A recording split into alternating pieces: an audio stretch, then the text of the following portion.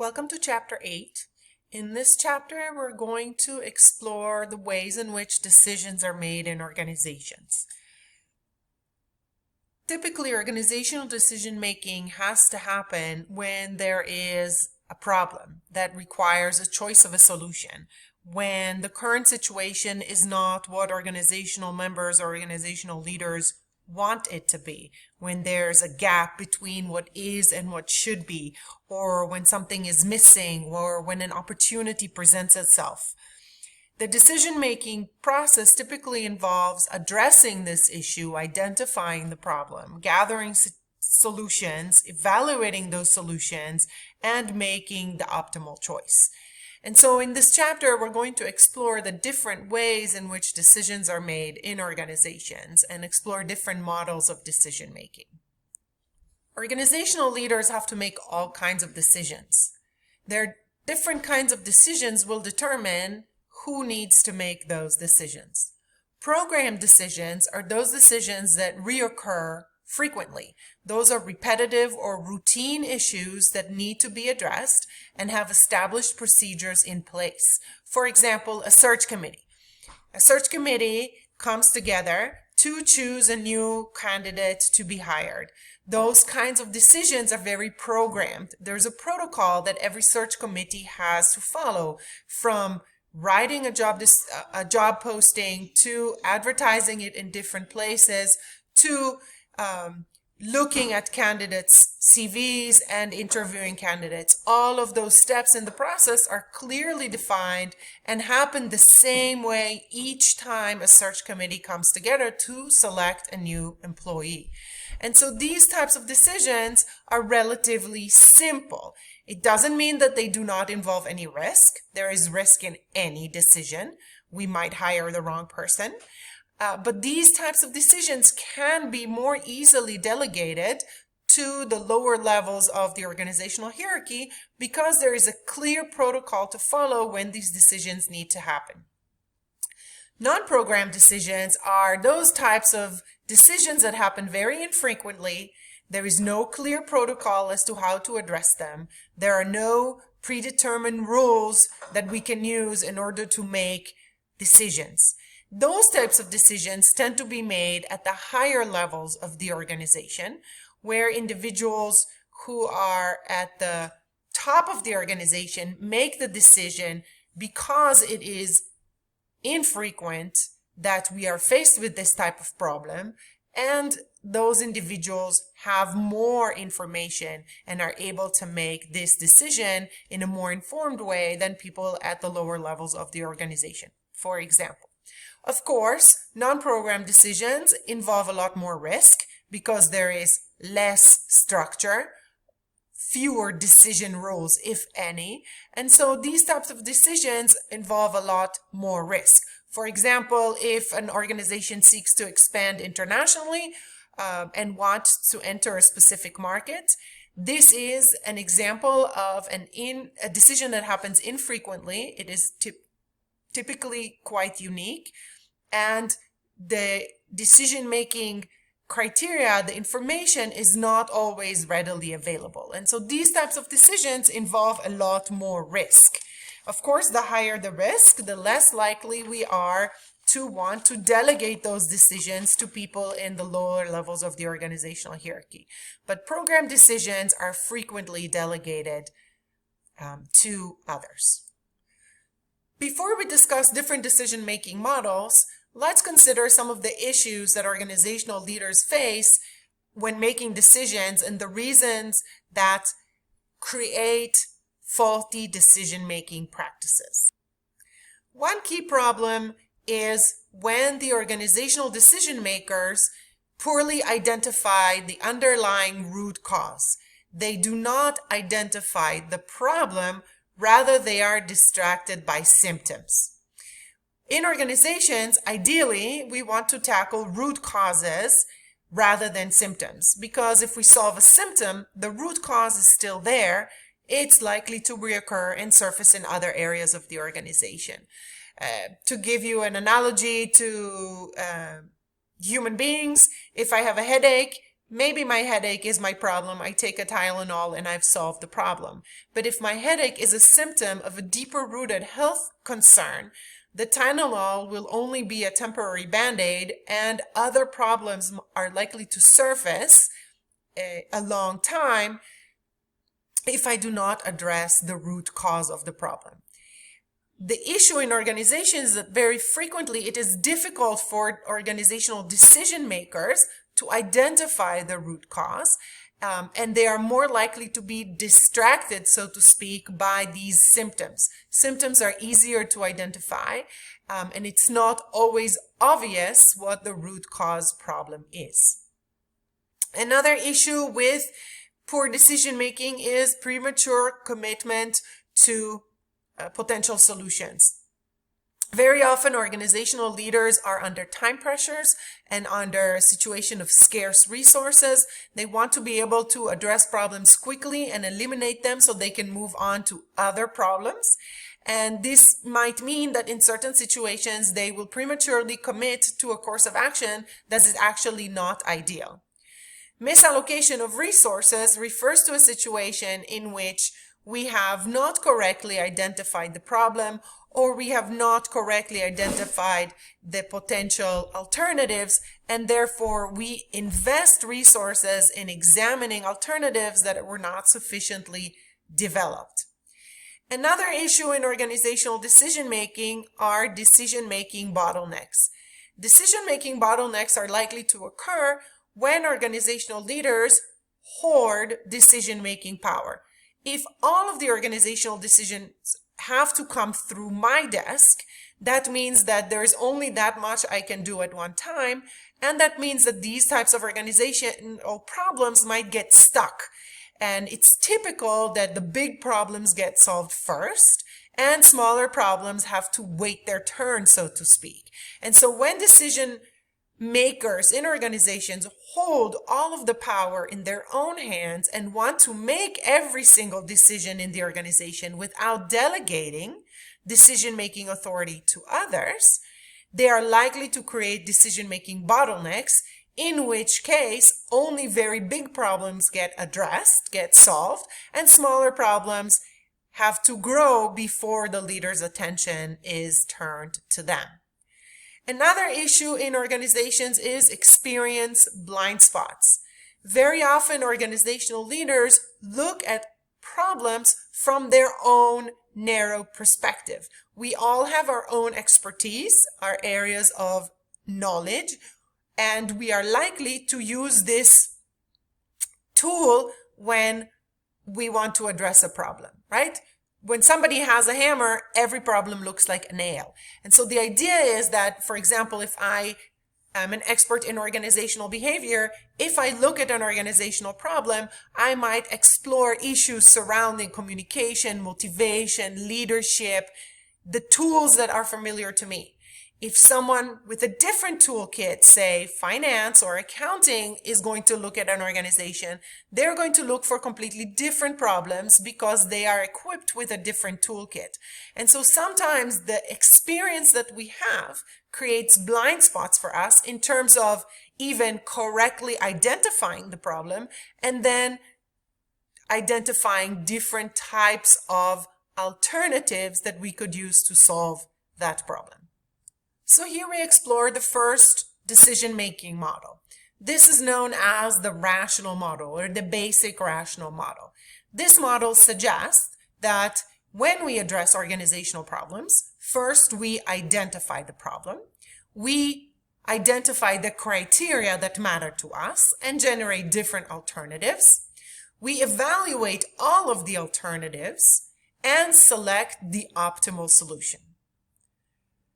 And so if you want to make a decision, for example, choose which university to attend, you would identify your problem. Which school should I choose? You will identify the different alternatives, all of the different schools that I could attend in a given geographic location. I will compare all of those schools based on the relevant criteria to me. For example, number of graduates getting jobs upon graduation, where are my friends going, cost, distance from my family, climate, we all have different criteria that matter to us. And so we have all our schools, we compare them based on the different criteria, we evaluate those, we can assign numerical scores, and we choose the optimal solution. And so you might say, really? We don't make decisions this way. And so let's consider the rational decision-making model and ask ourselves, what are some of the things that this model assumes? Or what are some of the things that this model ignores in the decision-making process? We don't really make decisions this way, at least not complex decisions. Yes, if I'm facing a very simple decision with few alternatives that I can easily compare, then I might use the rational decision-making model. But very frequently in organizations, we're dealing with very complex problems that have many possible alternatives. And this model makes some assumptions regarding organizational situations. First of all, the model assumes that we have correctly identified the problem and are not actually distracted by a symptom. The model also assumes that we have all the information to compare all of our alternatives according to the criteria that are important to us. But it's important to recognize that information is not always readily available, and we don't always have the time or the resources to collect all of this information, right? If we want to go back to the example I gave earlier, the multinational organization that wants to pursue a foreign market. Not every nation has a census bureau like the United States that can give us data regarding, for example, socioeconomic status of people living in a particular zip code to know if this is where we want to locate our business. So there are certain assumptions that this model makes. First, of course, that we've correctly identified the problem and are not solving a symptom or are not distracted by a symptom. That we have the necessary time and money to collect all of that information. That we are emotion-free and bias-free beings in the process of making decisions. And we know that very often emotions influence the way we make decisions. Personal bias, personal interests, alliances within organizations will influence the ways in which we make decisions. We might choose a suboptimal decision because it is better for someone else in the organization, someone that we want to make sure to keep good working relations with, for example. And so this model assumes that we are free of emotion and free of bias, that we have enough time and resources to collect all the information and compare all of the information, and that we will always behave rationally to maximize value. The model actually ignores self-interest when people make decisions based on their own self-interest rather than organizational interest, that we are making decisions free of bias by our personal interests, our personal values, our emotions, or any other kind of bias. And we've talked about a lot of biases when we discussed the chapter on perceptions. So we still make decisions in a rational way, but not according to the very basic rational decision-making model, unless, of course, we're dealing with a very simple problem. What we do in solving organizational problems is we use bounded rationality. Bounded rationality suggests that we are still making decisions in a rational way. We're still identifying problems, evaluating solutions, and selecting the best one, but we're not looking for the optimal one. We're looking for one that is good enough. We are satisficing. We are looking at something that is satisfactory and sufficient, but not optimal. And so this is the bounded rationality model, in which we're still making decisions in a rational process, but not according to the very basic model where we consider all alternatives, looking for the optimal solution, but rather we're looking at the limited number of alternatives, selecting the solution that is good enough. We are satisficing. The organizational process model recognizes that the decision-making process is not necessarily linear and very organized. It can sometimes be incremental, small decisions happening in a progressive fashion. It also recognizes that there are many stakeholders, many different agents with different interests and needs who are involved in decision-making processes, and that sometimes decisions are influenced by circumstance. For example, several years ago, Dick's Sporting Goods made the decision not to sell automatic weapons to anyone under the age of 21. This was not a decision that was made in a vacuum. This was a decision that was made because of things that were happening outside of the organization. And so very often when organizational leaders make decisions, these decisions are very often guided by events beyond the leader's controls or influenced by the interests of other stakeholders within the organization. The legal model suggests that, again, decisions happen in a context. And here the focus is on the law as the guiding context.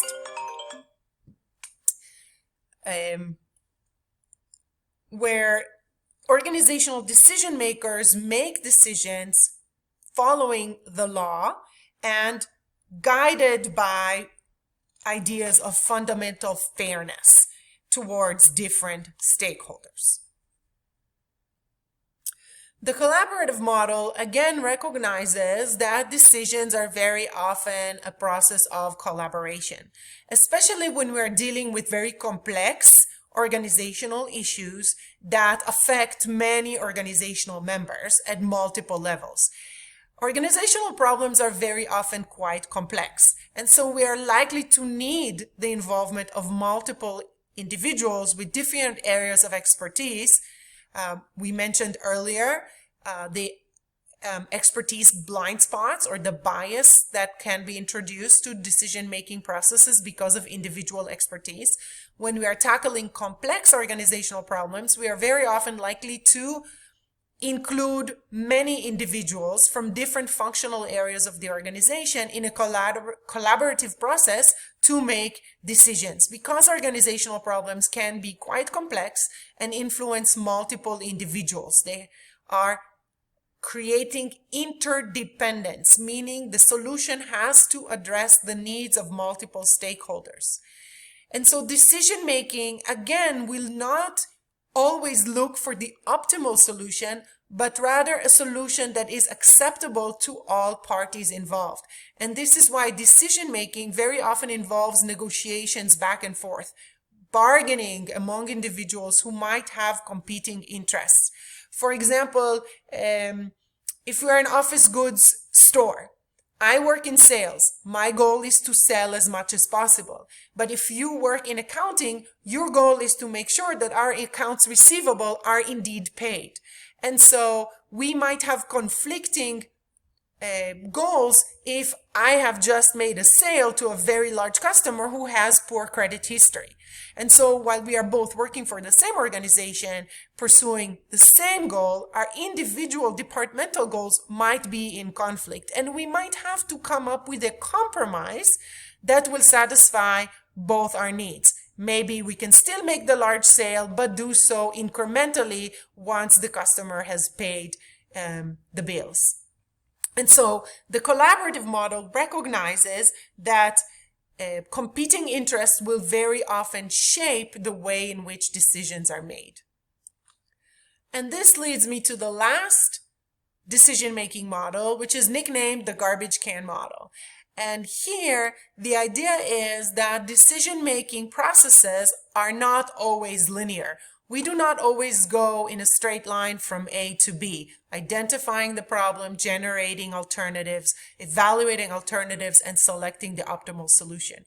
Rather, very often, problems occur in disconnect from different solutions. Participants and choice opportunities all interact in a somewhat random fashion within organizations and somehow find themselves. Let me give you an organizational example. Campbell's Soup had a problem. grocery store chains wanted to lower Campbell's soup to be displayed on lower shelves, right? The prime shelves in grocery store are the shelves that are at eye level, because we as consumers are too lazy apparently to look down or up.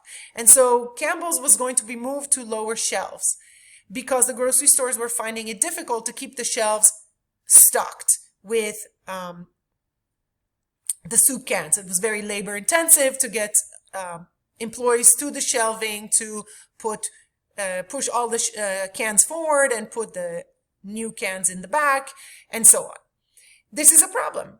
At the same time, someone at Campbell's Soup designed a mechanism in which Campbell's Soup cans would be displayed in a sort of plastic sleeve that would be sitting on the shelf, and when a consumer pulls out a can, the next can rolls down, and the shelf is always perfectly stocked. And when we want to restock, we simply pull that plastic tube out, put the new cans in the back, and it reduces the need to keep the shelves constantly well stocked and displaying, since the cans roll down themselves.